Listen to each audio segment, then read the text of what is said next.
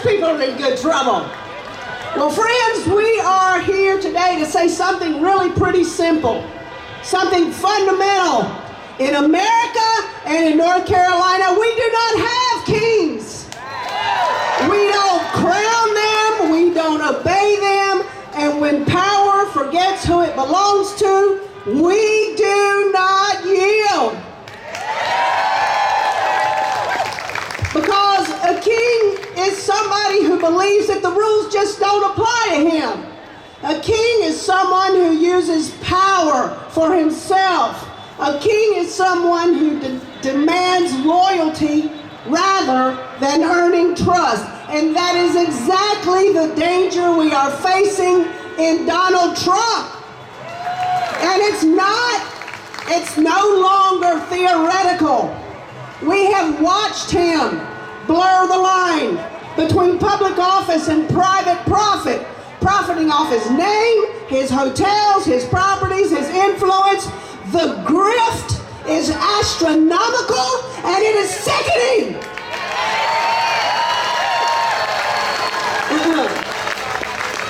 We have watched him demand loyalty over truth, attack judges when they dare to get in his way, undermine elections when he doesn't like the outcome. And every step of the way, y'all, he is testing something. He is testing us.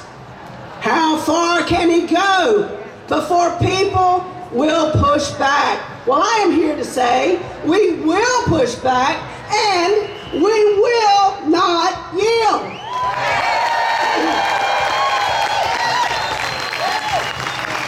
We're not going to yield to corruption, intimidation, and not to the idea that anyone in this country is above the law. Because if we yield in this moment, we just don't lose elections.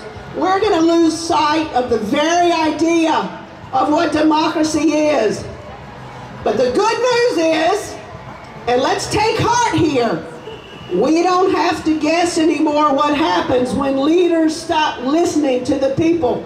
We've seen it right here in North Carolina, friends. What just happened to the Burger King?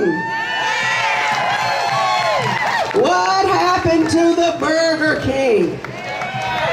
One of the most powerful politicians, and I've seen it firsthand, for decades. You know, the funny thing about that, power has a way of making people forget who they serve.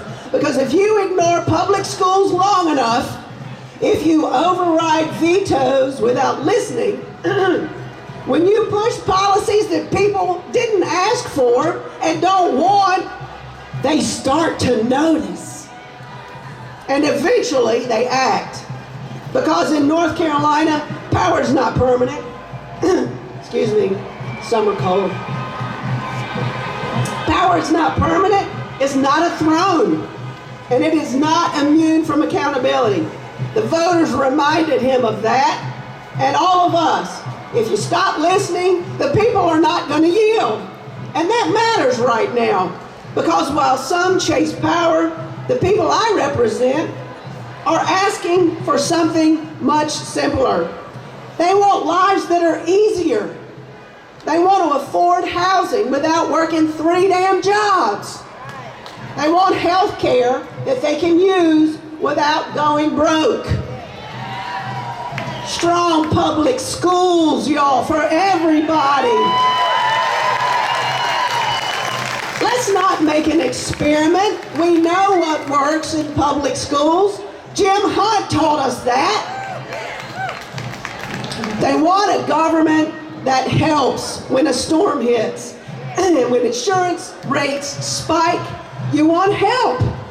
But too often, what you're getting instead is chaos and culture wars and policies that divide us and not solving real problems. And so, today, we want to choose something better. We want to choose a government that lowers costs, not raises fear, We choose a government that invests in people, not power. We choose dignity and fairness and, yes, kindness. Because kindness is not weakness. Kindness is the courage to believe that we all deserve a fair shot. Now, you've heard this reference to I will not yield. I said that some time ago on the House floor.